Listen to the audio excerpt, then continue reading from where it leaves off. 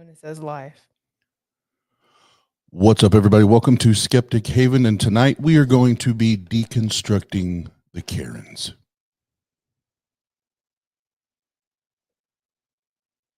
Roll tape.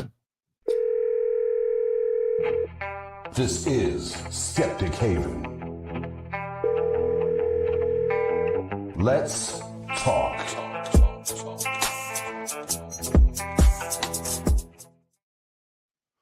What's up? What's up? What's up, everybody? It's your boy Oz, and yeah, we're gonna be deconstructing Karens. But I have the always beautiful Jena joining me. How are you? I am doing quite well. How are you, babe? Oz, professionally, respectfully. Yes, we are a couple. If you didn't know, now you know. Didn't know, now you know. No, I'm good. I'm chill. Well, you already know. We had you can't tell by my name, but DJ, we had a yesterday and today had bridal expos.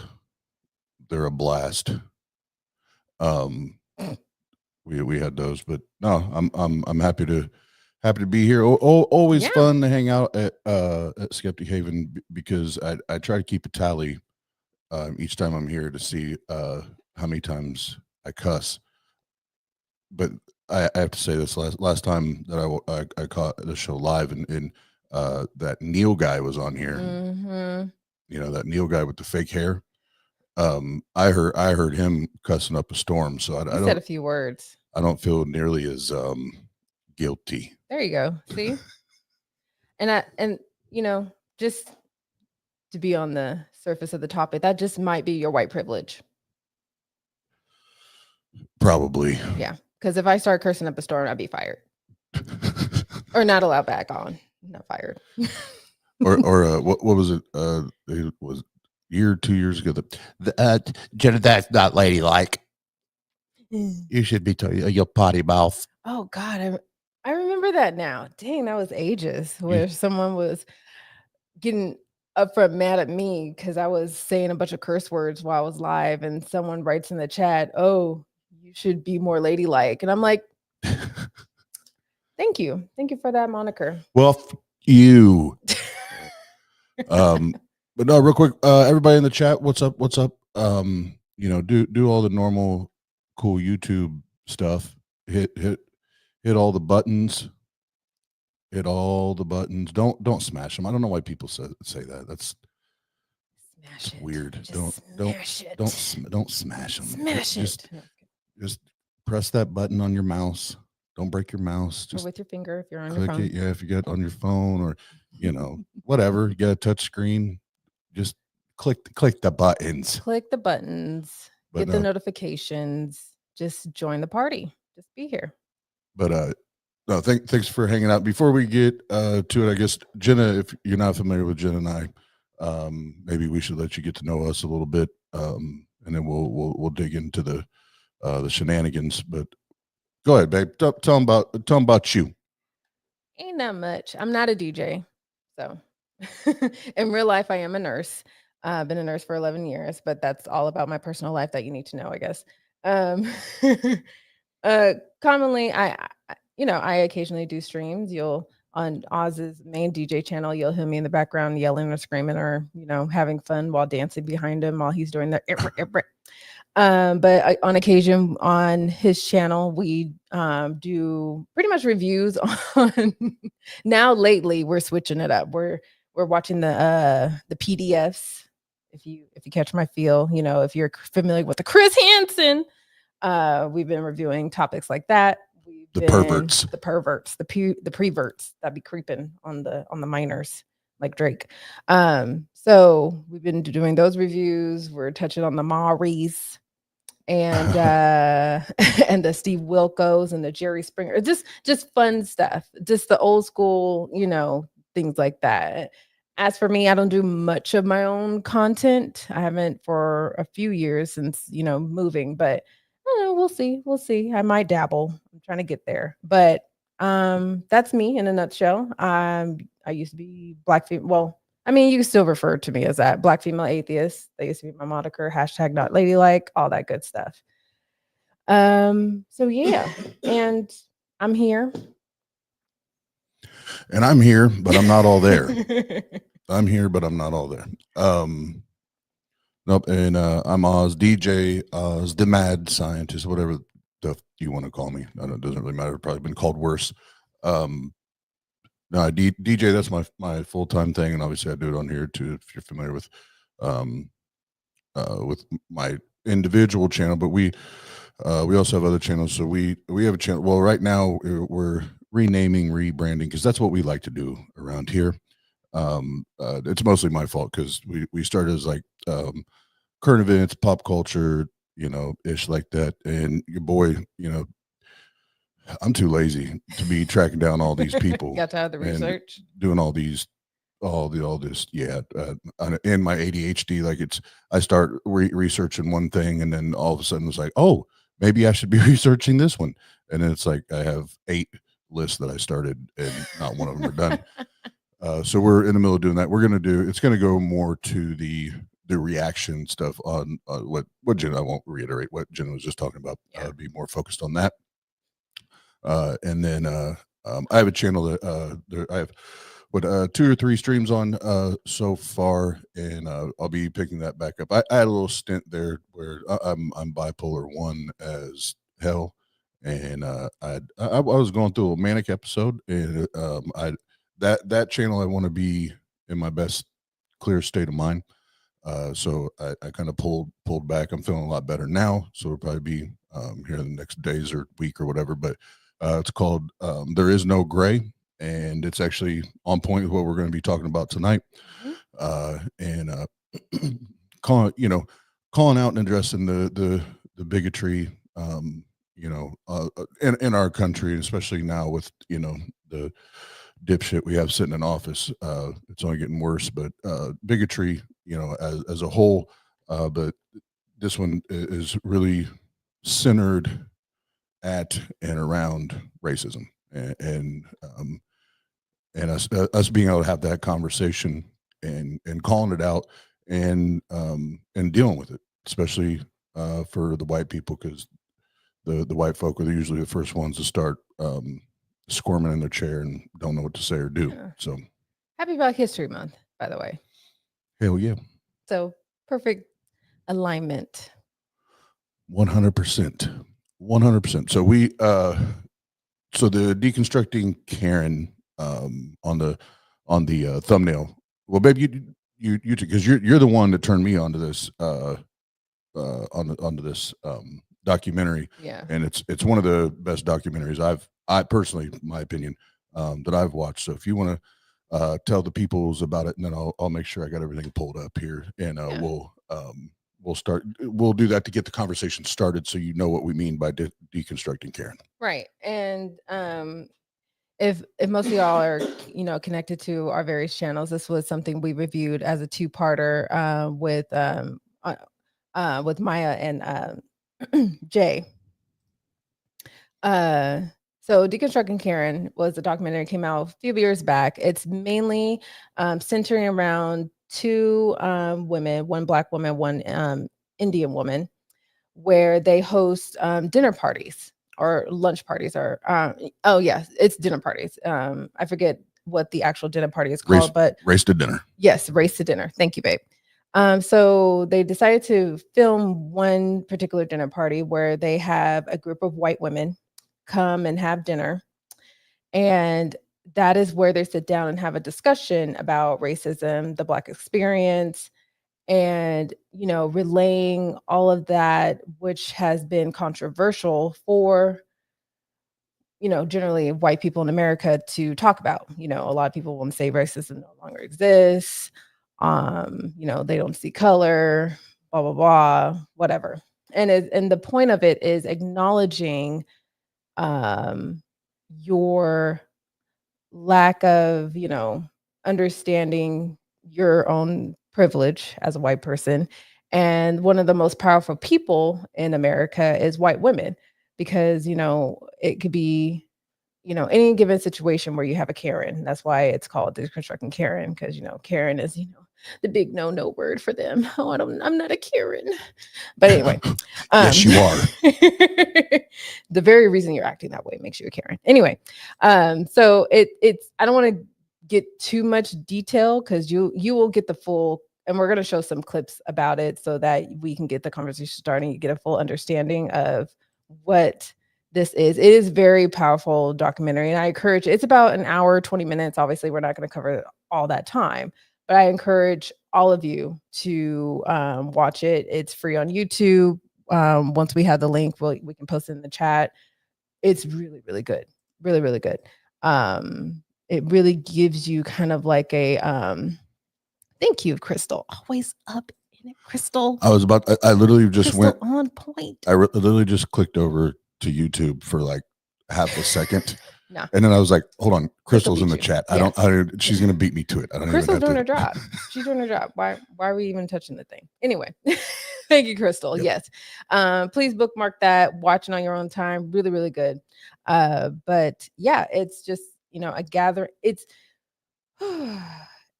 there's a lot I could say. There's a lot I could say, but a lot that we'll discuss while we watch some clips of it. So that was just a main gist. That way you can get kind of like an idea. But yeah, anyway. Absolutely. Well, let's get to it. And before I hit the play button, due to technical difficulties, there is a new phone number tonight. So as we get going, want to call, talk about it, chop it up. 260-280-0115. I'll say this just like I do on my excuse me. Let me clear my throat. Sorry, I'm a DJ. It always happens, whether you like it or not.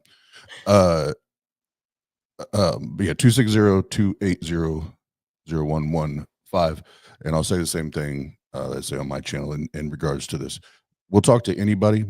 What we prefer is if someone jumps in the chat and you're one that thinks that racism doesn't exist in America in 2025, there's no such thing as systemic racism, or you flat out know you're a racist and you're proud of it, I want to talk to you.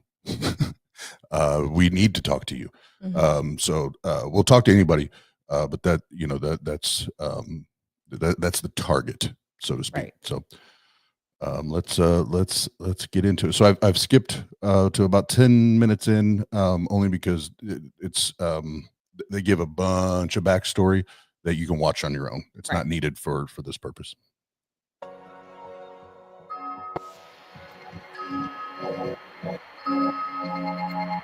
Hello. Hi. I'm Syra.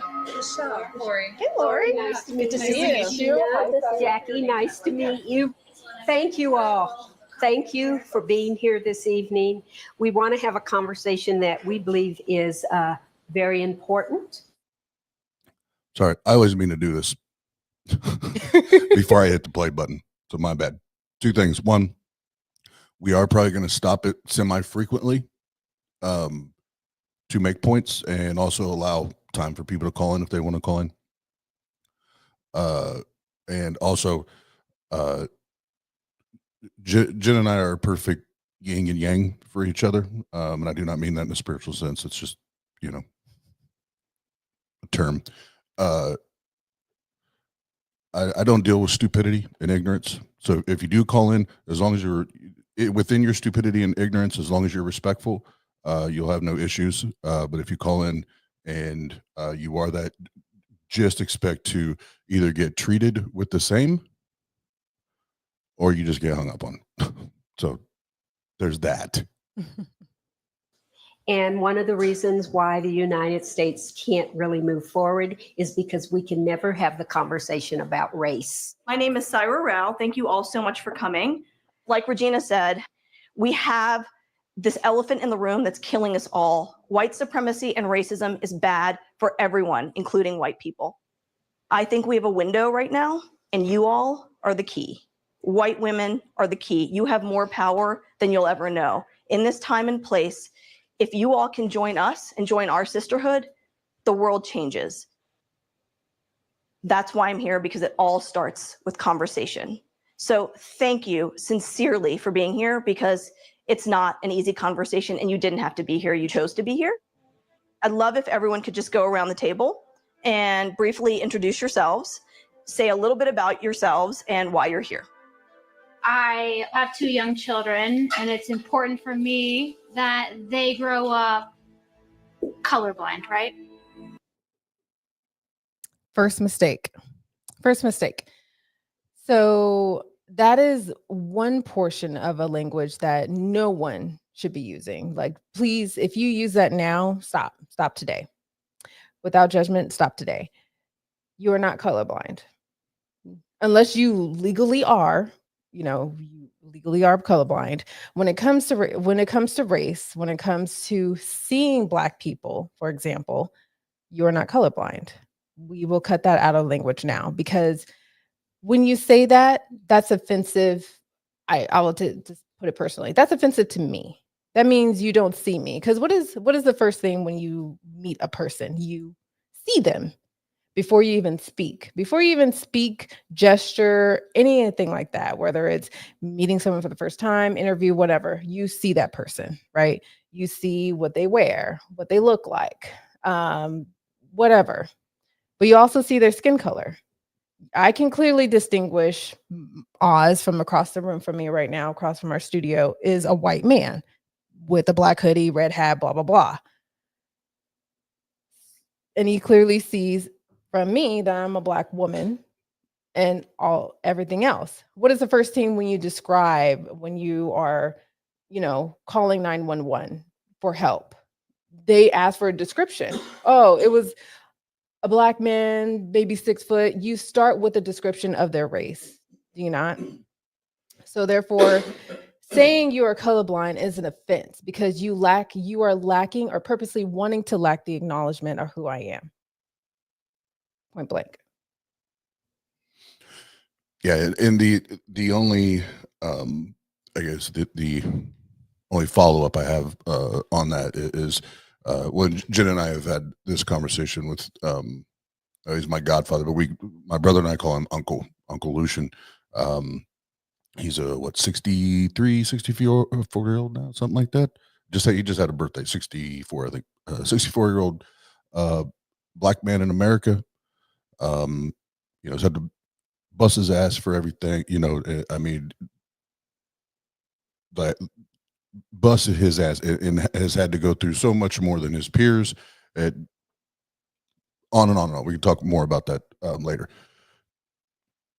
One thing I'm grateful, there's one of the things that I'm grateful for, the conversations that he and I were able to have when I was younger, and even up to this day now, me being 42 years old. And I remember that was one of the first conversations that we had that I recall at a younger age, like teenage years, when I'm just now really starting to get a grasp of these things and understand what's going on. And that was one of the first things he told me. He said, "Nephew, don't, that colorblind thing, don't even let it be in your vocabulary. Just go ahead and toss it out, because as a Black man in America, when I hear that, what I hear someone telling me is, you don't see me. You don't see what and who I am, my identity. Because when's the last time you heard a person of color say to a white person, I'm colorblind? Exactly. I personally, Never. and maybe this is anecdotal, I've never heard of it. Right. And it's stripping the person of their identity, of flat out their identity. And that's crazy talk. That's crazy talk. Wrong button, awesome. I'm an artist and a barista, and I learned about this through Syra, through your Facebook. The reason I'm here is because I've always thought of myself as being like kind of woke. And I mean, my best friend is Mexican, my partner is biracial. We have these conversations all the time. But then through following your posts and interacting on your posts, I realized I'm not doing that great. And I feel like there's a racist white man living in my brain, and it's my dad's voice. I'm a descendant of slave traders who believes very strongly in telling ugly history. It's an honor to be here, and I'm willing and wanting to get uncomfortable because I think that's what we need to do. Thanks, Holly. Thank you. Absolutely. And what's interesting about this is, and I just noticed in the chat, yes, Amber, and that's why I said leading up to this, like calling out the bigotry as a whole, because a lot of these things can be, applied to any, if not all, marginalized groups, point blank period. Absolutely. What I found interesting about this document, as far as the characters involved, is the older lady. I think she's the oldest one sitting at the table, the one that just said, her family line were slave owners. She is the because you notice the younger, I think she's the youngest, if not one of the younger ones at the table, but was our, the woke, and not to get in all that, but trying to use the trendy language, but also already identified that, no, actually, I think I have these things still sitting in the back of my head, that it's my dad and these racist, thoughts or ideas or whatever. And it's this older lady that probably grew up being taught this hate and this bigotry, that she's on her own terms broken away from that. Now she wants to be part of the conversation. And like they just said, it's the conversation that has to happen, or we never get better. Right. We never get better. So I appreciated her being here. Right. I'm half Mexican, half white, and my family has every shade under the sun in it. So for me, race has never really been a thing. Hi, Hazel. I do believe that this is such an important conversation, especially because I do have 2 children that are young, that it's on us to do better, to do more. My kids are biracial. So my husband is Hispanic and white, and I don't see color. I don't see. So how she said, I'm blinded to color. Like, it doesn't faze me at all. When we bleed red. I'm here tonight because I'm confused. I watched my son feel victimized. He felt that because he was a white male, that he was a victim of reverse racism. We're all human.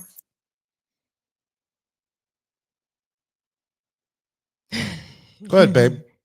No, you go. Stop it with I the reminded bullshit. myself of Michelle. That's why I couldn't speak. Go ahead. Stop it with the bullshit. Sorry, Wes. See, man, I only lasted 20 minutes this time. You were close. Oh, but hold on, I haven't dropped an F-bomb yet. Right, That's right, the yes. key. That's That's the always key. been the key. The That's the no-no. Mhm.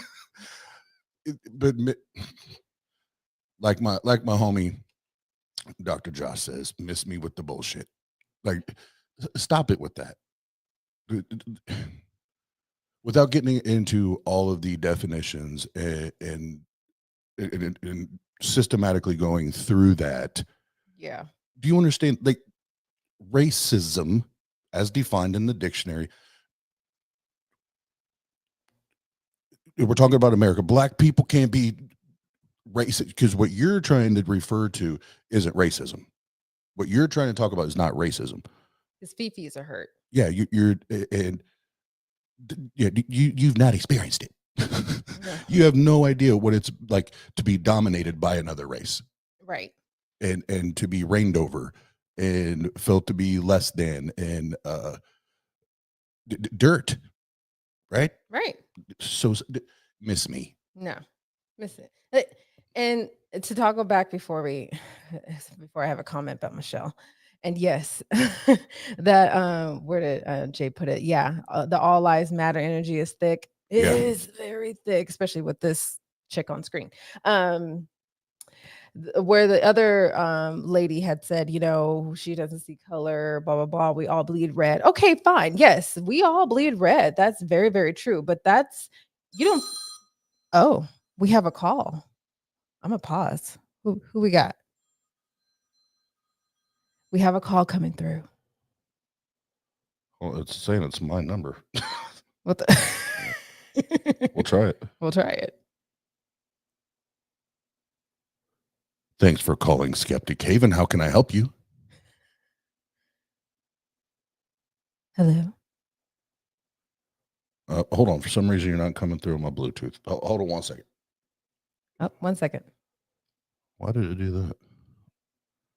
No, hold it. It's on my end. Give me 1 second. The Bluetooth dropped for a moment. Can you hear me now? Can you hear me now? I can hear you now. There Hi. we go. Well, first and foremost, before you speak, please give us your name and John Hudson. Oh, it's hey, G-Paul. Yeah. welcome, damn, John it's me. Hudson. No, I just wanted to call in because I am guilty of so many things that, and when we watched this, I watched this with you and Jena. What was it, about a month ago, a month and a half ago? I had to go back and watch that whole damn thing because I am just as guilty as any of them women out there, and not even really realizing that I was being offensive. Was it? And I'll ask you this, John. Was it difficult to watch? It hurt. It hurt. It hurt knowing that what I was doing was, wasn't proper. I'm not, I'm offensive as hell to trolls on your shows and all these, but people in my life and stuff, I don't want to be offensive to them. People I'm around, I want to show them the love, Absolutely. Anything you wanted to say, babe? I was gonna say because I know you. I know G-Paw. I lovingly call you G-Paw.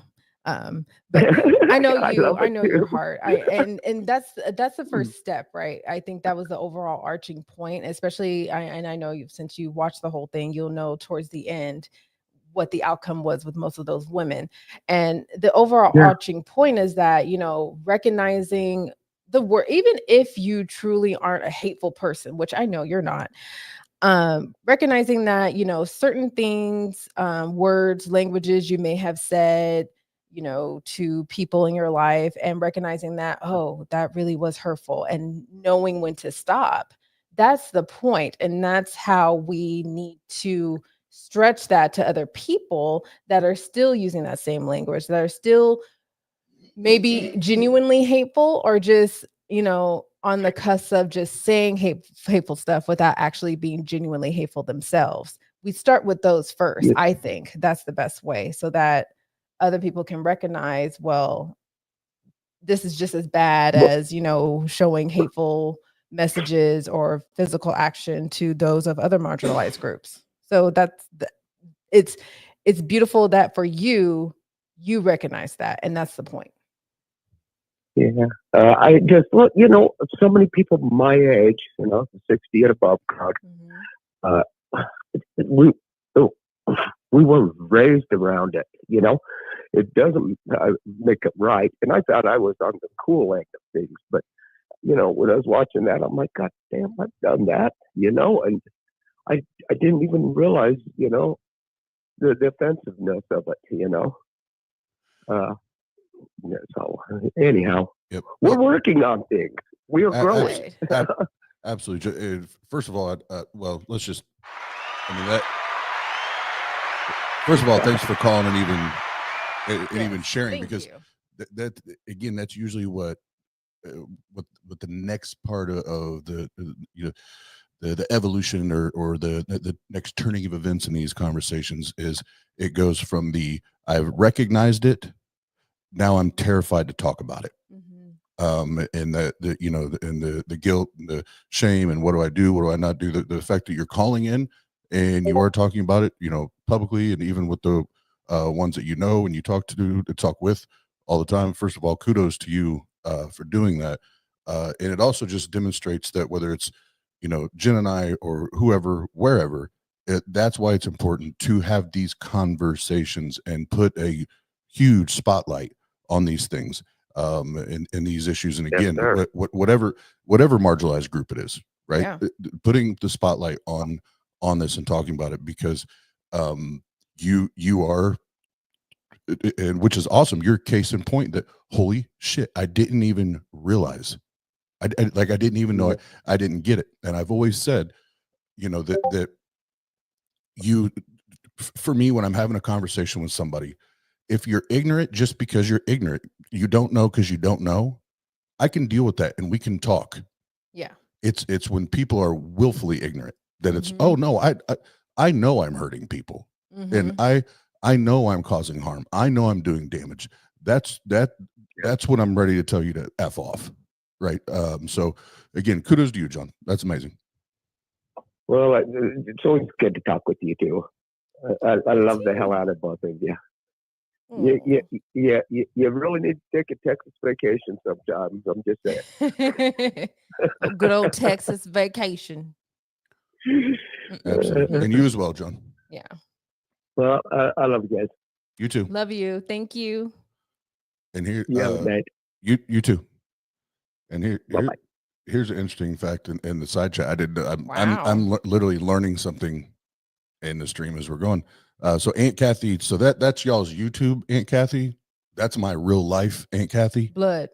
That's blood, Aunt That's Kathy. blood. Oz, our ancestor, Dr. Jesse C. Kerr. The second. From 1839 1905, was a plantation owner and slave owner in Southeast Tennessee. Well, you dang. learn something new every day. Well, damn. You learn something new every day. I did not know that.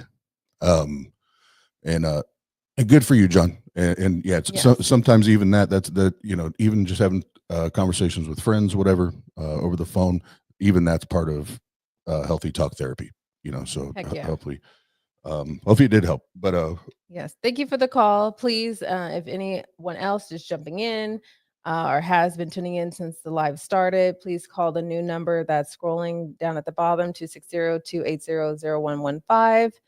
I mean, essentially Oz is a call screener just because Callin, what Skeptic Haven normally utilizes was not functioning properly. So that is a new number for tonight. If Jena could get her words out, new number for tonight. Please go ahead and call in. Yeah, and for the record, we did the was it five of us? We did have a prayer circle backstage over their normal technology, and for some reason God didn't show up and help. God didn't put his healing hands on the thing. So rather than continue to depend on the supernatural, I was like, hey guys, I have a roadcaster. It's more powerful than God. Dang. Ding, ding, ding. All right. And then there was, I meant to grab, I had my notebook and I forgot to grab my pen because there was something else as John was calling in when we were talking. There's another point that I was going to make that might have helped stir up a call, and now my ADHD brain has lost it. Hopefully it comes back. We'll see. So I'm ready to roll tape. Roll tape. Oh, what I was no, I forgot what I was saying. No, that's okay. Roll tape. Hey, we're flat out professionals. We're great. I don't care what nobody tells you.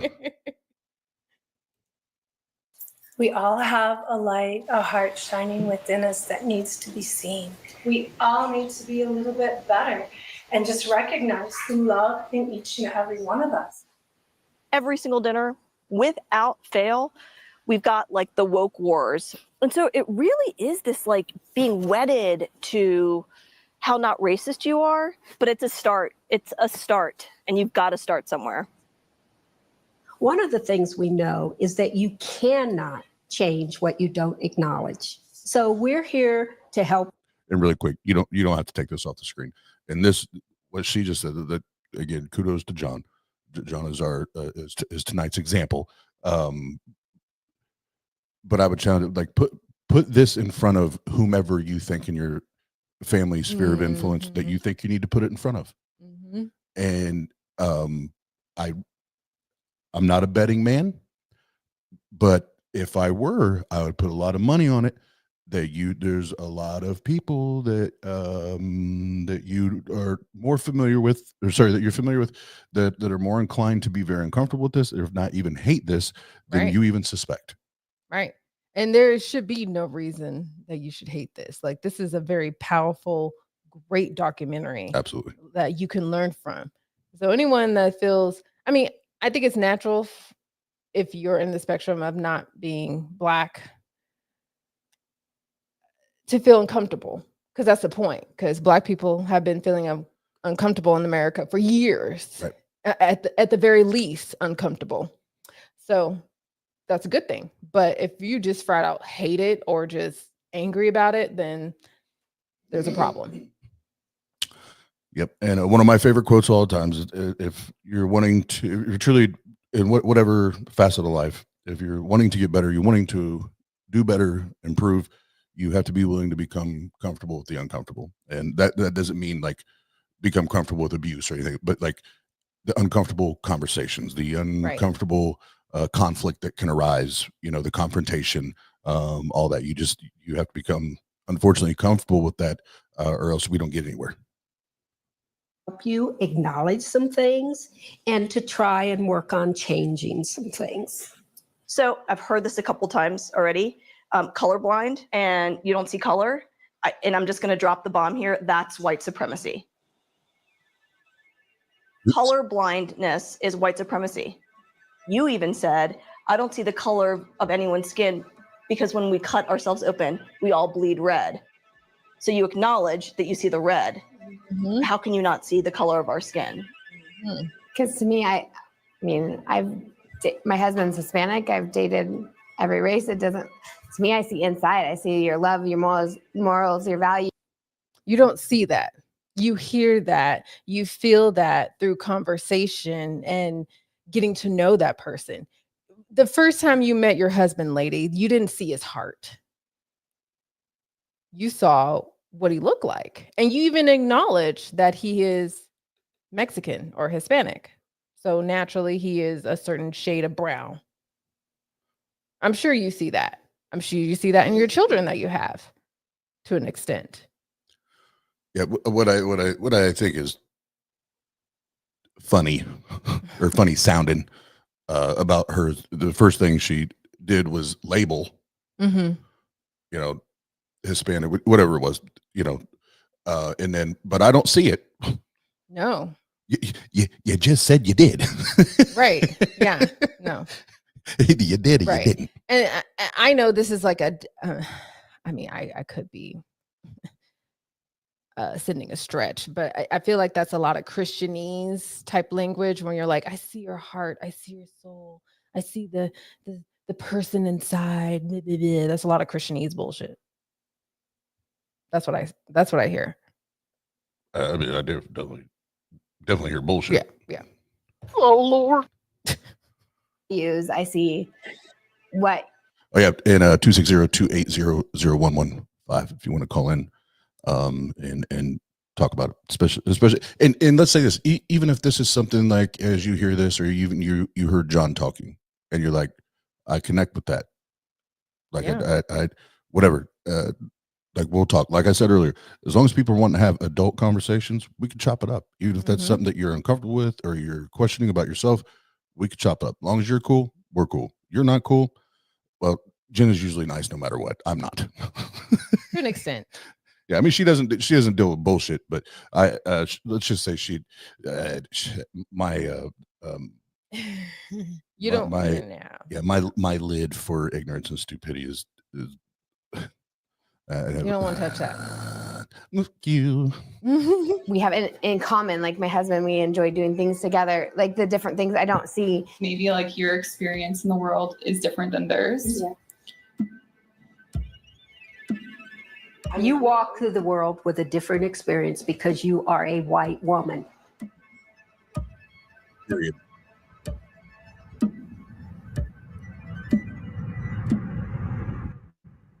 What is the number one thing? So, and again, this is where, and shout out to Maya and Jay, and obviously Jena, and like I mentioned, my uncle Lucian, and there's been many others, but some of the names that you either know or you're familiar with.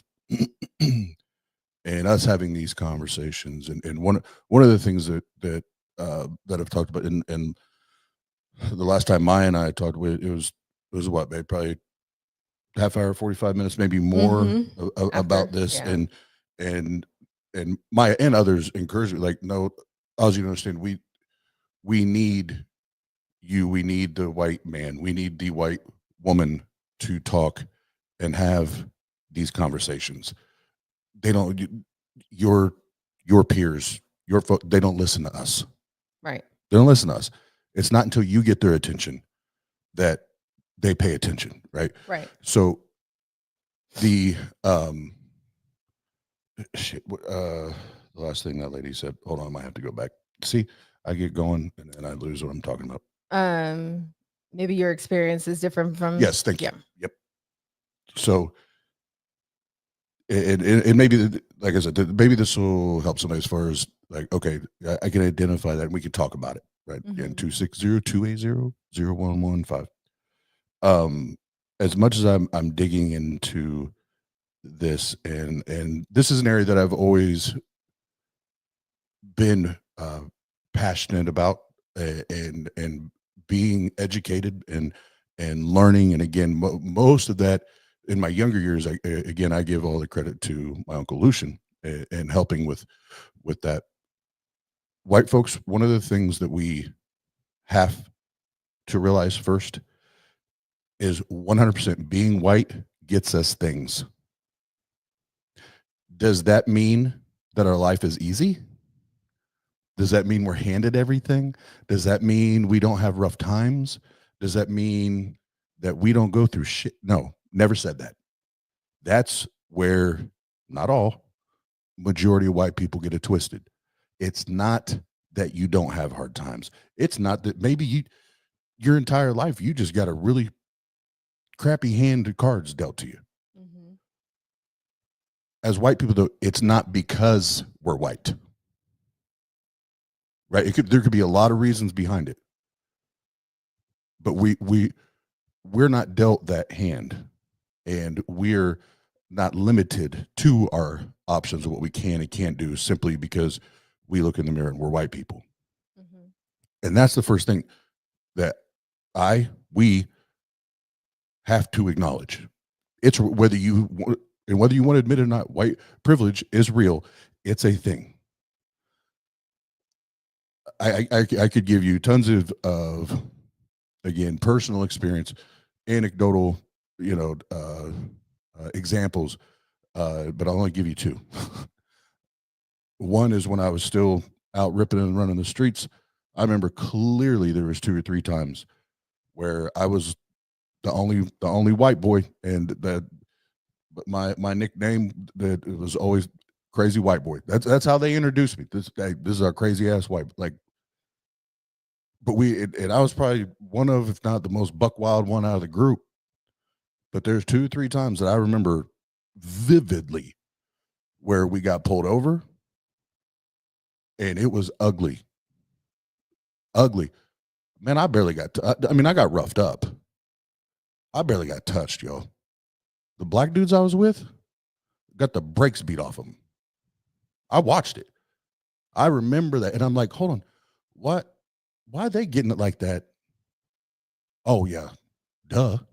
I know why they're getting it like that, and I'm not, right? And again, I'm not trying to paint this picture where they just, stuck me over the side and nothing happened. I got roughed up, but not, they, like I said, they beat the brakes off them. And then in a professional setting, I'm a high school dropout. I have not spent one day in a college classroom ever in my life.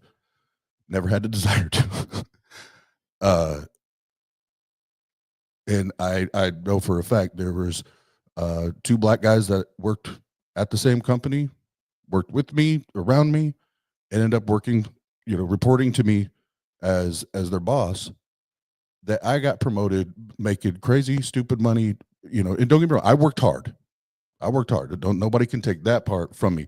But I know I had an upper hand, and I know I got that promotion before they did because of this. because their qualifications on paper, as far as education, background, even employment history, they'd never been in trouble. You know, all of those things. And I know for a fact you can't tell me any different. Now in hindsight, looking back at it, I know exactly what it was. And I know exactly because I knew the owners. Like after being there, and once I was in upper management, got to now hear and see the inner workings. I'm like, I know why I'm here. You know, it's effed up, right? So my point in sharing those two examples is, you know, whether you want to admit it or not, or again, friends and family around you want to admit it or not, it's real. Absolutely. It's real. You could deny it all day. It's real. Yeah. And I was scrolling through my phone trying to find this because I mentioned it when we initially talked about this on our channel. This perfect quote that I shared on my Facebook pretty much says, white privilege doesn't mean your life hasn't been hard. Right. It means the color of your skin isn't one of the things making it harder.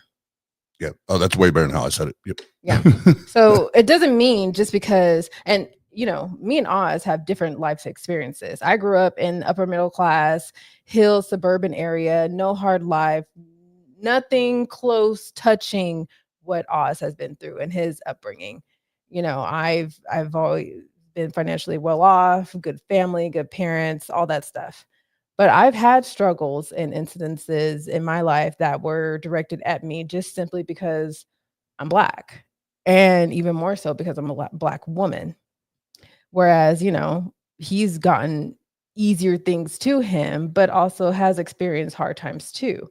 So it's not saying just because you're not one of those rich and powerful white people that you've never struggled. Yeah, I recognize all struggle, Right. no matter the color of your skin, doesn't matter. But it doesn't mean one of the aspects of you having that hard life is because you're white. Yeah, absolutely. And again, that before I say this, we'll get back to the video. Before I say my next short point, I know there's some people, white people. I'm speaking directly to you right now. I know there are white people.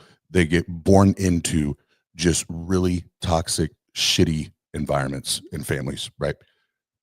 Point blank, period. Okay. That's still not a race thing.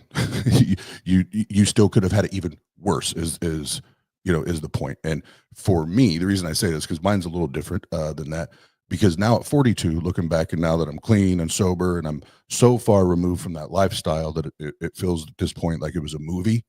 Like I can't even believe I did even a quarter of the shit that I used to do. I look back at it, man, I made every one of those stupid decisions. I did that. I did that. Every stupid situation I put myself in, I did that. But if I were a Black man, do you understand how much worse it would have been? I'd probably be in prison right now. Point blank. So yeah. All right, we can get back to the tape. Call us. Yes, call us. 260-280-10. Let's try it again. 260-280-0115. You calling from a walkie-talkie? That white women feel the desperate need to be over and above everything else. Nice. White women feel the desperate need to be nice. It's white women's niceness that is killing us all. And so what does nice mean for white women? It means smiling. It means being polite. It means not calling out oppression when it happens. When you say you're colorblind, you erase us. But you're not being defensive as well. I don't. We're sharing our truth, and I'm sharing my truth too. I mean, that to me is saying. So, like I said, please go back and watch this on your own time, because we're not going to get all the way through this, and there are going to be frequent stops, right? So that we can make points and hopefully try to get a couple more calls here. But anything you want to say that and if we have time, because I really desperately want you to show this, because I know you've saved it. There's like a 2-minute clip of like the opposite of, you know what I'm talking. Yeah, I know you know what I'm talking about. Because just to touch on what that lady said, I think her name is Karen. No, the Indian woman. Oh, I thought you were talking about her. No, I apologize. Her name is escaping me as I'm trying to relay my point. The whole niceness part, smiling, being overly nice, overly polite. I mean, fine, that's a genuine you, but in the presence of, you know, a person like me, because I can't, especially moving here. Actually, I think about it in both California and here in Indiana, but I say especially moving here. How I felt in certain situations where I've come close to being in, well, I've had at least 2 management positions since I've been here. And in my last position, having my boss, I was like number 2 in the building, having my boss above me, which was a white woman, would interact with me and in my office in such a crude way, in which I was just like, you know, you are showing the level of respect I suspect you would, because you don't respect me. And it borders on like this irritating notion that, you know, you can talk to me. It's like two-faced. You want to be nice to me to get something out of me, and then you also, on the other hand, want to belittle or talk to me a certain way when you know you can, because you think you can. It's this weird two-faced dynamic. But my overarching point as far as the nice part, definitely before COVID, where I always consistently, every time I would go out, like if I'm just minding my own goddamn business in a mall, in a store, shopping, I at least have one effing woman, white woman, come up to me like, "Oh, I love your hair," and just put the fucking, sorry, see, I did it. Sorry, that was me. I'm fired. Hold on, go ahead and finish your point. I don't want you to stop, but I'm gonna raise my hand so I don't forget. Go ahead. See, I did it before you. Where they would put their effing hand in my hair, thinking that was appropriate to do. And I'm just like, you know, you can compliment, but you don't have to put your greasy hands in my face and in my hair. Like it's a manner of disrespect. Like you just come up to a stranger, want to put hands on them. That's disgusting. And another instance, which I'll share briefly, is where a woman was just talking out loud about, you know, it's no surprise. This is not my real hair. I don't give a damn. Yes, I wear wigs. I don't care. But you know, it's fascinating when you have someone come up to you in a public situation and want to just say out loud, "Oh my gosh, they really make those look real. Is that yours? It looks amazing. How did you do?" Like, it's just, why would you want? How does that make that a situation where you just want to just embarrass me? Because it's embarrassing and it's just flat out disrespectful. So yeah, I'm sorry, Russ. See, I said it before he did. And I'm keeping my finger on my nose so I don't forget to come back to this. The F word thing. We'll get to that in a second. Like, yeah, first of all, it's stupid. It's disrespectful. Like, you don't get in somebody's personal space like that, first and foremost. Like, unless like you want to get an elbow to the mouth or something. Like I don't know you. I don't know where that has been. And again, just you, like, when's the last, babe? Because I've been a witness to that. Yeah. Several times now, where, oh, your hair, is that yours? And I'm even looking at the. Yeah, it's mine. I bought it. I'm even looking at it like, are you stupid? Like, why do you actually care? Don't answer that, because I think I already know. Is that yours? Imagine me going up to a white woman and be like, "Is that yours?" White women wear wigs too, right? And you don't come up. So I've been rocking a bald head since I was 15. I don't have random women coming up. "Can I rub your head?" Imagine. I love rubbing bald. I mean, you hear that? No, you're not rubbing my head. Okay. Anyway, now I'm taking my finger off my nose so I didn't forget. Wes.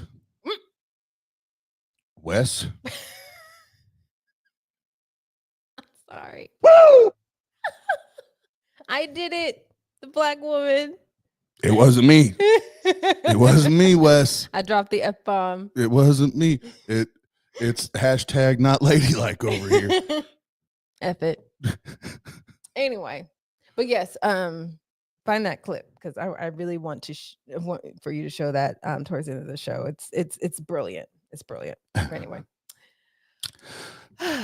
Yeah, we can go back to the tape. Yeah, if you guys don't know, if you're not familiar with, especially when we stream on my DJ channel, do that. It's usually like the F word comes out of my mouth. It's like it's something about this channel. I swear to God, they pray for me before I come on here. I swear to their God, they pray for me because it's the only time it's literally the only time I don't use the F word. We need to educate ourselves so much because we have no idea. Is that what this conversation is about? Some education? You know, change requires pain. Most people will not change until they have what I call a significant emotional event. And I also want to lay a couple of other things down. You've mentioned it and you've mentioned it. Being married to a black person or a brown person, having brown or black children does not make you impervious to racism. I've been waiting on that one. Brilliant. Brilliant. Because it's just like the whole thing we hear. They can't be racist. I have 2 black friends. Yeah, take that out of your vocabulary too. You aren't racist because you have a black friend. I can't be racist. I have 2 black friends. Or prime example, you can't be racist because said partner is black. Because how many times have I gotten that about me being the token black girlfriend to Oz, and I give him street cred, or he can freely say the N-word because he's with me. No, because I would slap him. No. And and it's fascinating. It's really fascinating I have an example of this because I dated, and he wasn't white, he was Asian. I many years ago dated a man that was Asian that actually asked me and thought it was cute and funny, and he was for real about it, that now that he was dating me, he had the privilege of saying the N-word. Like, for real. I looked at him like he was crazy. I'm like, no, you don't. And I don't find that funny. What does me being in a relationship with you garner you privilege of said black things, whatever black things are? And the only thing I can think that is a black thing is saying the N-word publicly without, being, beat down or interrogated, mostly beat down. So no, that doesn't garner you any favors for being with me. And for the record, I don't give this man any type of street cred at all. I am the most whitewashed black woman you run across. Okay. He has the most street cred out of both of us, and he's just fine. But I find it now hilarious, but also very offensive to think that any person that thinks that having a black spouse or partner garners them that entitlement to say the N-word. No, it doesn't. You just be your own goddamn self. Learn from me. That's the benefit. You can learn from me. There's the benefit right there. But I don't put you on a higher pedestal or give you more favors because I'm black. That doesn't exist. And yes, I don't want a partner to do that. I may say that out of random, I don't even call black people the N-word that I have friends or not friends with. Like, I don't use that language. I might say it just happenstance out of like comedy if me and Oz are chilling watching something funny or singing along in a song because I can. But that's about it. That's my extent of using the N-word. I don't say it. I have not said it. don't say it. Like yes, even as a, because I man, to me, it's laughable because I date a black woman, and for the record, but she knows this, not the first black woman I've ever dated. Okay, that it's this free pass thing to do. No, I've never. And even before I ever met her, ever even dated a black woman, all the black guys that I ever hung out with, they're always like, dude, that's why we appreciate you. Is like you don't take this and like being close with us and being like brothers with us, that you take that as a free pass to abuse, our friendship, our relationship.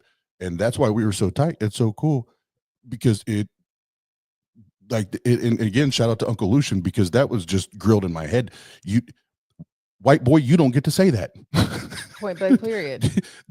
That's it. And that's but see, and that's where I always say that I'm very grateful and fortunate that I had Lucian in my life from such a young age, because I got learnt, right? I just got learnt from a young age, the do's and don'ts, right? And this is not just do's and don'ts, but why you don't, or why we don't, and that might even be a good calling point, 260-280-0115. If you don't know why we should not use specific words, let's talk about it. Yes. And I will be point blank, because I know Oz will be in this manner where I'm often the more kinder and he's the more aggressive. In this manner, I will be a bit more aggressive and just point blank and say, do not use the excuse of free speech, because there's a lot of other words in certain situations in America, I will say, that you can't say certain words like bomb on a plane or things like that. So don't give me that free speech bullshit. I will be a bit more harsh and say that point blank, because in this context, with our history in America, you cannot say the N-word, and I will give you plenty of reasons why. And like I said, I'll say it again. Do not give me that free speech bullshit. Yeah, don't save it. But if you want to use it, then here's what I'm going to do, and see if you like my free speech. I'm gonna roll up to your mama. I'm gonna look your mama straight in her eyeballs and say, you know what? Your son's a bitch, and so are you. You're a bitch. We're a little aggressive tonight. Well, no, because like that's how you get. That's I'm not saying everybody has to do that, right? But that's how I'm going to respond to it. It's like if you get what you give, right? So if you think, well, I can just hurt people because I can say what I want, cool. Then I'm gonna roll up on your mama. Consequences to words. I'm gonna roll up on your mama and tell her she's a bitch, and let's see if you like freedom of speech. Yeah. Don't touch me. But to be a bit more calm, because I apologize. No, I don't think we should apologize on that. Fair. I don't think we should apologize on that. You get what you give. Right. And if you're going to be disrespectful like that, and again, I'm not talking about going and putting hands on nobody. I'm not, but if you can practice freedom of speech, so can I. Mm-hmm. And if you want to call the people I love and care about derogatory words and words that are hurtful and disrespectful, cool. I'm a roll right up to the person you probably love the most, and I'm gonna tell her. But please call. We're nice. We're good people. Yeah, call right now. All right, we can go back to the tape. You cannot, frankly, fuck your way out of racism. Oh, she said it. Counselor, she said it. She said it. Sorry, Wes. Sorry. Woo! Let me ask you a question. How many of you would trade places with a black person in this society? Raise your hand. Just really quick, Theo. From the skeptic's mind, he said, "Well, if, that would be two wrongs don't make a right." But I might be right. I know for a fact you should not be using that word, but I might be right. Your mom may be a bitch. I don't know the answer to that. Well, it's yes or no. How many of you would do it? I mean, I dated a Hispanic, very dark. No, I'm not talking about Hispanic. The question is. That I was going to have children. So I spent many years thinking of myself of having very dark-skinned children.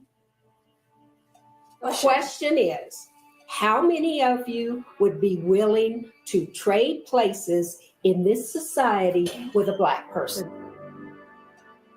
I think I would. Absolutely. Absolutely. Absolutely. Okay. I'm not saying there's not racism. Absolutely not. It's just saying I don't see it. Yeah, but you know how racist this country is. Not to the degree that you do. Oh, no, you will never know. Ooh, Michelle is it's always my favorite. That 70s hippie.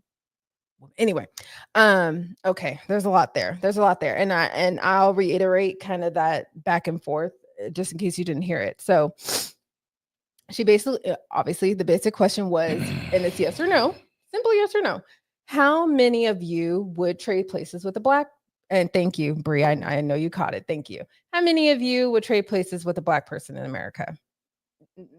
And after the second time she asked it, some said, yeah, maybe. But most said no. And I'll be honest, if I was a white person, I'd probably say no too. Because now that I know how it is to be Black, pretty hard. But that said, yes, that was the key. I've spent many years and I focused really hard on the fact that I was with a really dark-skinned Mexican. And I focused for many years knowing that I'm going to have dark-skinned kids. And I always thought about that. And it sounds shocking. I'm sure a lot of you are just like, she said that? Yeah, shocking. And she may just genuinely be a person that's not overtly racist. I'll say that much. But it can be in these kind of conversations, it can be very shocking of what you could say in the conversation, or what another person could say in the conversation that you would not imagine would come out of their mouth, just like that, for example. And then you have Michelle. Now, Michelle's my favorite only because she's very whimsical. And I say that because she's just like, well, it's not like that. We're all human and we just got to love each other. And no. Well, it's not that simple. If it was just as simple as loving each other, we wouldn't have slavery. We wouldn't have had all the racist, bigoted, sexist, homophobic, transphobic-ish in America that we do right now. We wouldn't have that if we just loved each other. Because it's not just loving each other. It's not that simple. And if you fail to want to have a conversation, as many of my trans, Black, atheists, even to have the open conversation about these things, and they're going to be difficult and uncomfortable, which, naturally they should be, because like I said at the top, at the very least, Black people in this country have been uncomfortable. At the very least. It's going to be uncomfortable. It should be uncomfortable because that has forced you to recognize the level of racism in this country, which makes me fall back on what Michelle just last said. Well, maybe not the level of racism that you've experienced. No shit, Michelle. No shit. Of course it's not the same level because you're not Black. Of course you haven't experienced the same level of racism as me because you're not Black. So of course you don't recognize the level of hate, bigotry, transphobic, homophobic, all that racist shit in America because you are not that. That is not your life experience. Good for you, by the way. You got lucky. Your God made you who you were. But that's not me. That's not the case of most of my friends in the chat. That's not the case of most of our friends in real life. Well, maybe some living here, but anyway. Sorry, I forgot who our friends are. But it could be shocking to know that you don't know the level of bigotry and racism that I've faced. I'm shocked. I'm shocked that you don't know that. Yeah. So if you know your boy when it comes to this stuff, but now I'm like, okay, you're gonna say again, you want to play stupid games, you get stupid prizes. You want to play silly games, you get silly prizes. So when you say dumb, ignorant ish, guess what I'm gonna do? I'm just gonna go to data, numbers. I'm gonna go to the evidence, which also points, in my opinion, that Jesus is a myth. But that's a whole nother conversation, a whole other call. Want to call about that? So too, here, I want to know if the Karen's sitting at this table right now, if hearing these, not just, and I literally have a whole, I don't even know how many page PowerPoint with these numbers. I'm just gonna go through a few, and I want to know if these Karens will still raise their hands, thinking about them and their families now. Okay, because they said, would that means now your family is included, right? Education. Black students were more than 3 times as likely to attend schools where fewer than 60% of the teachers meet all state certification and licensure requirements.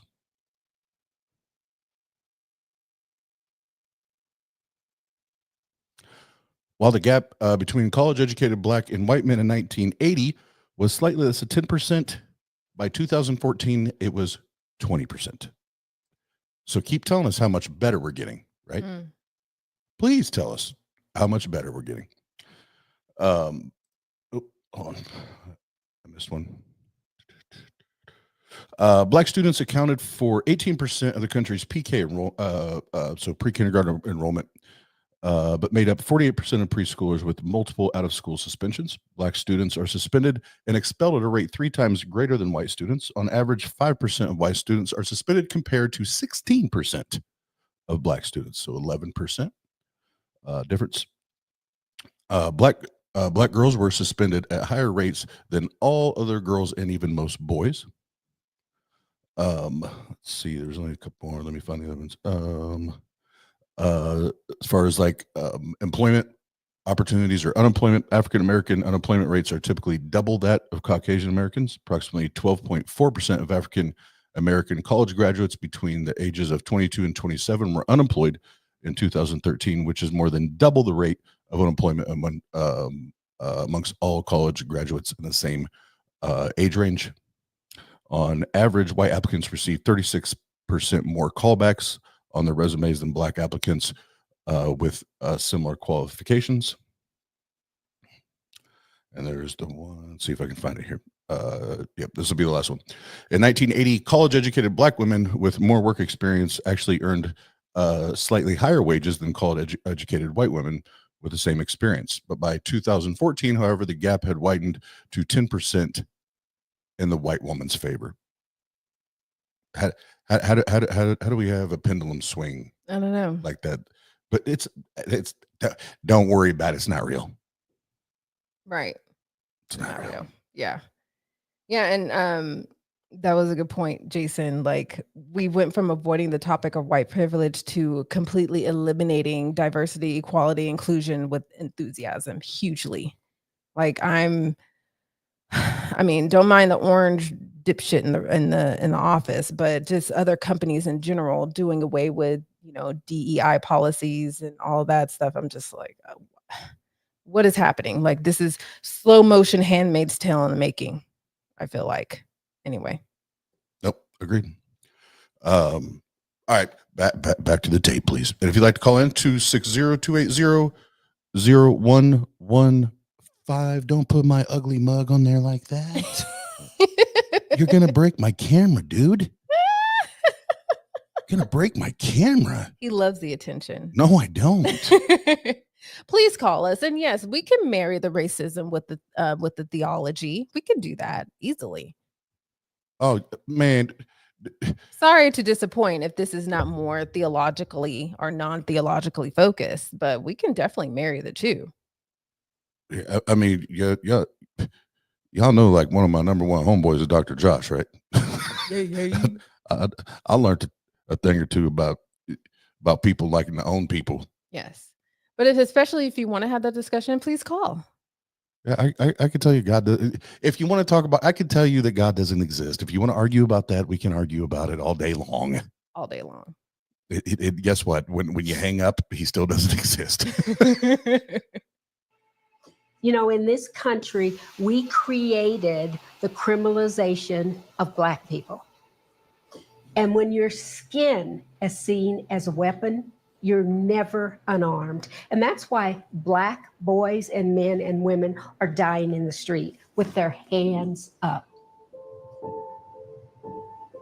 I was born in 1950 and everything was in black and white. I am myself now almost 70, 4 generations out of slavery. And that should tell you something. I am a mother. I have 2 adult children. I have 4 grandchildren, 11 siblings, and each of them has children. So this work is so important to me. The more you think about white privilege and racism, the more you get why white people don't want to talk about it. They just want to be in denial, denial, denial. I don't think as a Black person, I have the luxury of sitting around and doing nothing because the lives of my grandchildren and my children depend on me being active in this space. We have to be. Now I remember what I was going to say earlier. You don't necessarily have to take the video down for this. I'll try to keep it brief. When the one Karen, when I think it's Karen number 3, I lost track at the table. Was talking about, you know, well, I'm paraphrasing, but I feel like you're getting offended. I feel like you're getting combative or whatever word it was that she.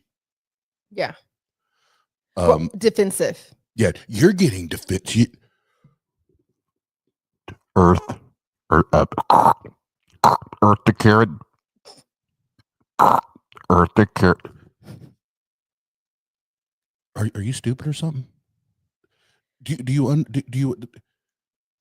Black people in our country have been on the defense, dying, being abused, being beaten, getting demoralized, you name it, humiliated in front lawns and in public squares because of the color of their skin. And you're worried about offense, Karen? You're worried about your fifis getting hurt? That's why we need to have these conversations. Right. Because hopefully you get hit with your stupid stick and you wake up a little bit and realize, oh man, maybe I should have, or maybe I could have, or should have acted better. Mm-hmm. Maybe I should have done better. And now I see where I'm effing up. Now I see where I'm hurting people. But instead, what they're talking about, you want to be nice. You want to come off as nice. So you don't want to have the tough conversation to actually talk about how you feel so you can actually deal with where those feelings or emotions are coming from. So then they just stay rooted, right? They stay rooted because you won't verbalize it. You won't talk about it. Not me. It's not me. I'm not racist. I could never be racist. I have Black friends. Shut up. All right, we go back to tape. My bad. But yeah, that's it. It just hit me. That's what I was thinking about earlier. Yep. Be in this because our life depends on it. We have one rule, and that is if you're going to cry, leave the table and go into the living room there. It's right there. And there's some Kleenex and whatever you need. Does anybody know why we would have that rule? Because this is about white supremacy and not our personal feelings, Mm-hmm. right? Mm-hmm. And when a white woman starts crying, what happens? All the attention is to Everybody goes back. Yeah. All the attention. So that's the only rule that we have. Does anyone want to cry right now? No? Okay. All right. So I want a show of hands of everyone at this table who is racist. Uh-oh. Uh-oh.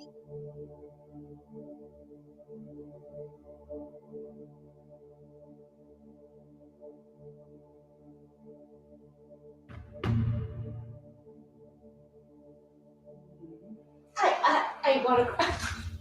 So I can't sit here? Nope. Don't cry. You got to go. Sorry, sis. Cry. Okay, I'm going to hold it in. Okay. So I saw a couple people surprised that I raised my hand. When I said that I was racist, I'm racist against Black people.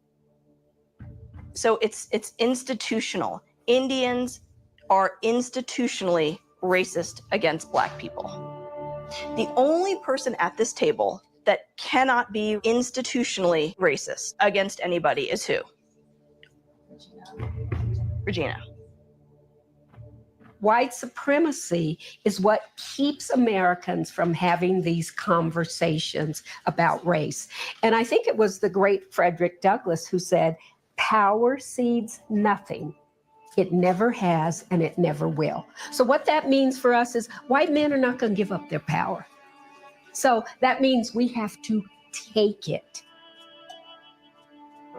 Deconstructing Karen is dismantling your own white.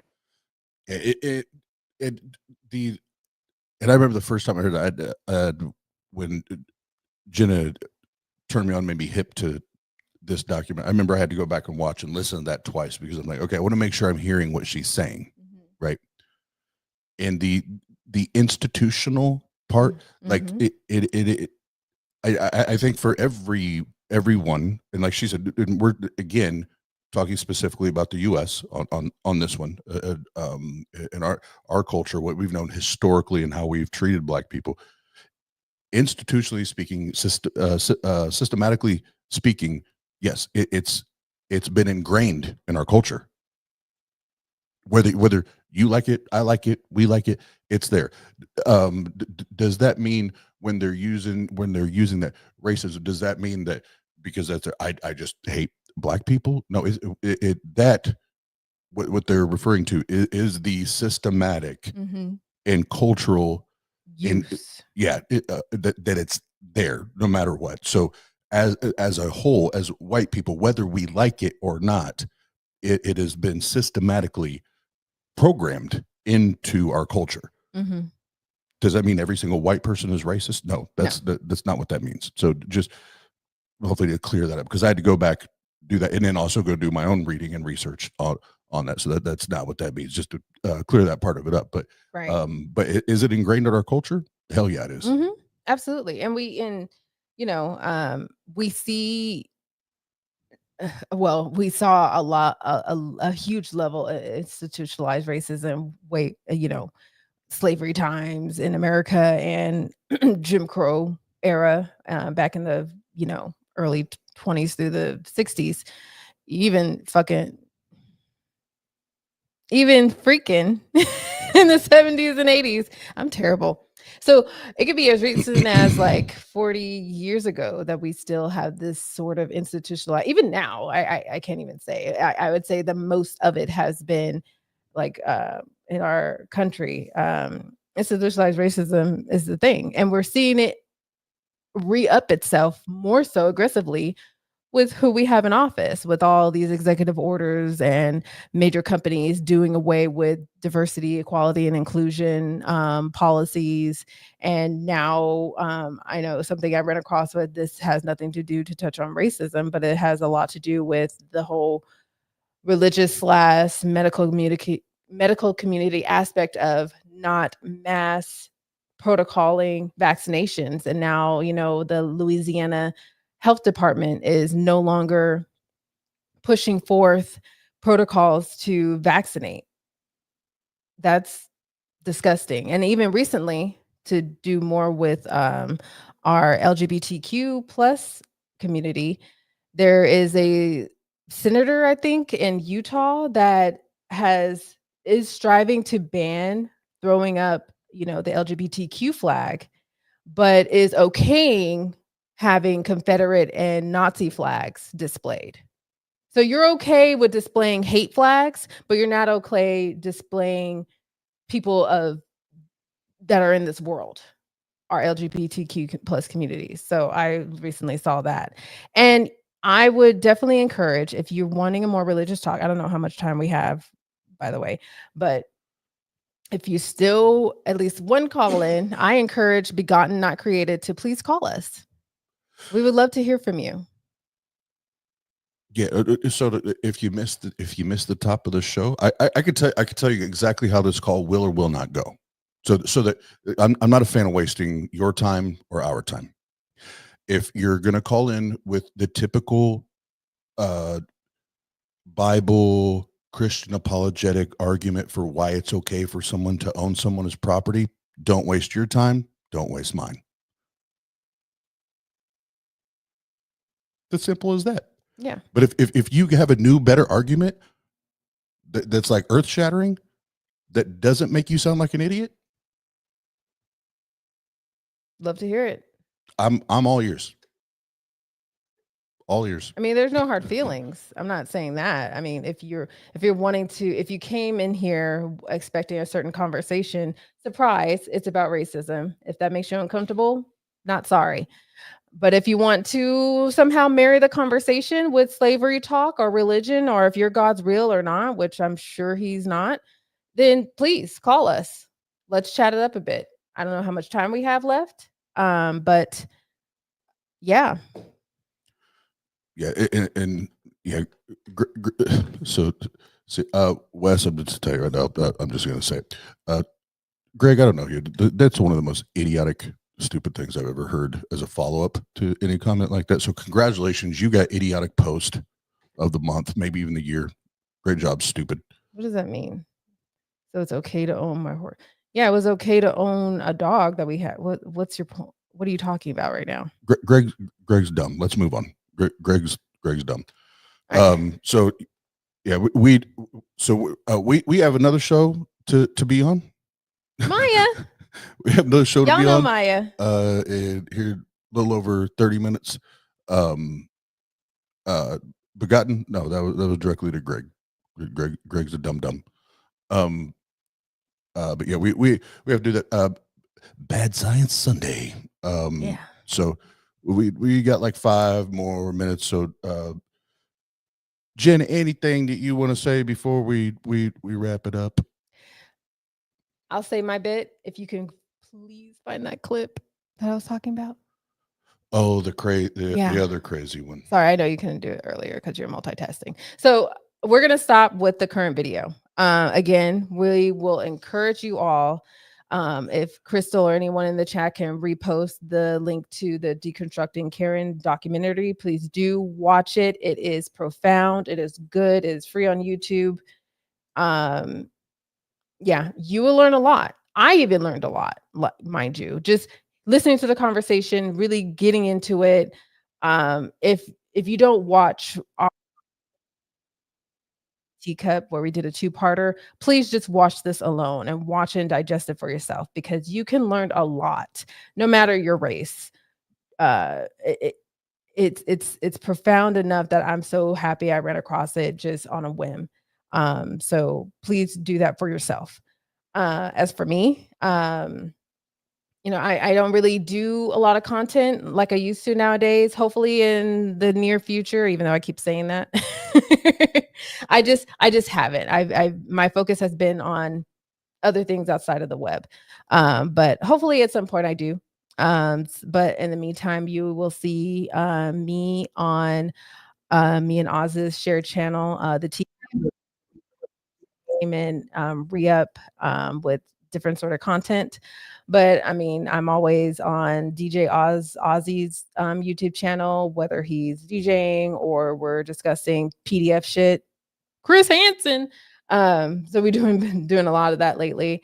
But like we did mention, we are going to be on Maya's channel in the next half hour, 45 minutes or so, chopping up with her on Bad Science Sunday.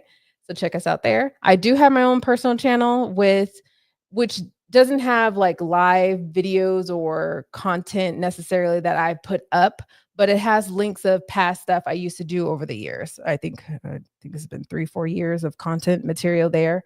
Whether it's been on our previous channel Tang, whether I've did a call-in show with I've done various things on various channels. Neil here, almost all over. So check that out if you want. But yeah. Thanks for joining. Sorry there wasn't much call-ins. Appreciate GPaw, John Hudson, for calling in and sharing your experience and how you felt and going through the documentary on your own time. Like beautiful. I love you for it, and I love everyone else to do so for themselves. And yes, thank you. And we have a super duper chat. Super duper. Not just a super. We have a super duper chat from Native Atheist. Always amazing. $10. Thank you, Native. $10 holla. Yes, support Skeptic Haven. Thank you for that super chat. Thank you so much. Hell yeah. And yeah, so like I said, you can catch us on Maya's channel here. Like I said, about 40 minutes ish, right around there. After this, and I saw Aunt Kathy. I don't see it, so I'm up here. Oh, there it is. Sadly, racism is a problem all over the world, not just limited to the U.S. Absolutely. And yeah, just to be clear, get at least I tried to state up top. With this, like even with my new channel, there is no gray. The focus is on the U.S. That's where I live. Right. But no, I know Aunt Kathy. It is. It's disgusting. It's a problem everywhere. Yeah, I do have that other video. It's about 2 minutes. It's very quick, but it's it's funny and ironic. This is basically the reverse feeling of how Black people feel when we're approached with BS like this. So, oh, that's the one you hold on. I got the wrong one. Can you Jesus, take really? that down real quick? Can you take that down real quick, please? Take that one down. That's not what I thought you were asking for. Sorry. Professionals. Yeah, I'll tell that you. one. So I thought you were. I thought you were talking about the that crazy itch that went on Dr. Phil. Like, No. the melanin, No, the funny melanin. one. Yeah. You definitely didn't say funny. Sorry, I didn't. No, it's funny, but it also isn't, because it makes you think like, oh my gosh, It's have one. I? It's satire. It's at its satire. best. At Yeah. its best. It's just being professional. Like if I'm Yeah, I didn't know. I didn't know we were going for the satire. That's what- I would have known exactly what you're talking right. about. I know. He's looking for it. It'll just take a minute. But yes, much love to you too, Crystal, and everyone else. As I was saying, it should be, you should feel uncomfortable. Not saying that everyone should feel. Wait a minute. You don't listen to Taylor Swift? But this conversation is important. And, as much as we say it over the years, oh, it's 2023, oh, it's 2024. Well, now it's 2045. We're still dealing with this bullshit. Yeah, we're still dealing with this racist bullshit. And we will for the next 4 years. We will for a really, really long time if we don't address it. And it needs to be addressed. And like Oz had mentioned at some point in the show about having a discussion with me, Jay, and Maya when we reviewed this. Just like with my friends in the trans community, just like with all my friends of any other race, any other marginalized creed, I have to earn the privilege to be a voice to you. You give me that privilege to be a sounding board to the rest of people out there that don't understand. And I tell you, I have done it at least 2 or 3 times professionally, not just in conversation with, shared friends that me and Oz have, but professionally, like in the workplace here in Indiana, of all places. I have had to do that at least 3 times, and I won't share them, but at least 3 times I've had to professionally be that kind of sounding board to my trans friends, to my other ethnic group friends that are misunderstood because of how they speak or how they look or how they dress or things like that. I've had to be that sounding board, unfortunately. But also fortunately, because I hope that I have earned that right to be that sounding board, to speak truth to those that want to be ignorant. And just like Oz has earned that right from me and from his other friends and family that he has, that of my skin color, he has earned that right to be that sounding board. And that's why he has created the channel There Is No Gray, to speak on this and know the facts and know our feelings and emotions behind it, but also have the facts and data behind it to back it up, to be that soundboard to other white peoples, because yeah, we need you. We need white people to speak on Black shit, because not many white people want to hear about Black people speak on Black shit. And real quick, play the video. Just, well, number one, I don't like attention, believe it or not. Like when it's pointed directly at me, like I love to make a fool of myself, but I don't. When people are like saying like what should be good and cool things, I get really uncomfortable, which is what's happening right now. And I'll say this really quick. Hopefully, if this helps somebody else have these conversations, even with creating the channel, Jena will tell you how nervous I get. Like I go, it's cute, way above and beyond as far as preparation and everything. And he's done this and longer than I don't, and I'm not like, if y'all stream with me before, I don't prep shit. He gets the work done. I don't prep a damn gets thing. the work done. But when it comes to that conversation, like I dig in, I make sure everything's prepped, and I get nervous because I want to make sure that we're having the conversation, we're having it properly, so just if that helps. It's not like I just walk in and say, oh, I'm the token white boy, I can do this. No, I'm still scared to death of having the conversation sometimes, but I know it has to be done. Yes, I know it has to be done. So to end it on a good funny note, because this satire, and it's pretty funny, but the irony is gold. Absolutely. So before we do this, and I guess if Mr. Producer, if you want, we can hit this, let it play, and then we can roll the outro if you want. So if you want to, we'll say our goodbyes here. Then if you want to play the video and we can end, that's cool with us. That'd probably be a great ending. But for everybody to hang out with us tonight, thank you very much. Again, you can catch us here about half hour or so with Maya if you want to come hang out with us with Maya and the Weasel. But yeah, thanks for hanging out. Come check us out on the DJ Oz channel sometime if you want. And until then, love y'all, appreciate y'all, and be good. Watch this. Hit the button, babe. No. I'll hit the button now. Wait a minute. You don't listen to Taylor Swift? No. Girl, I'm like whiter than you.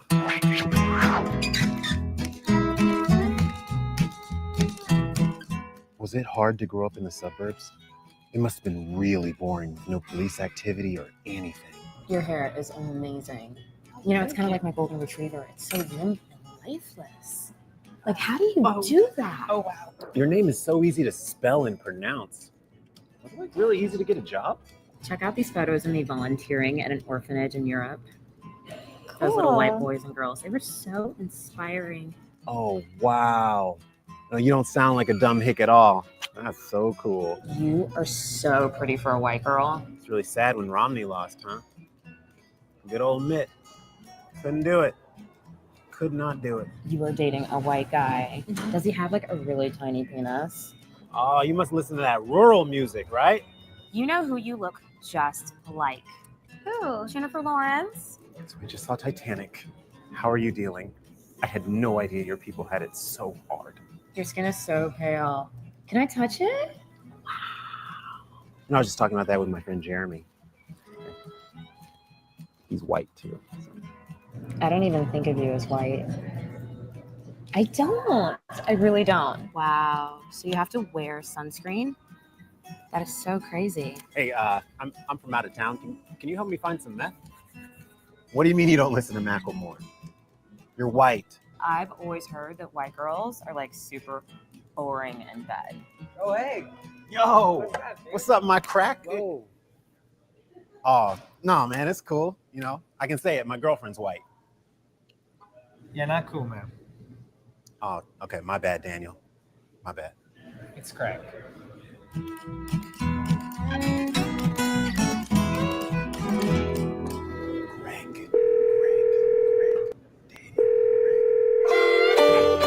This is Skeptic Haven. Let's talk.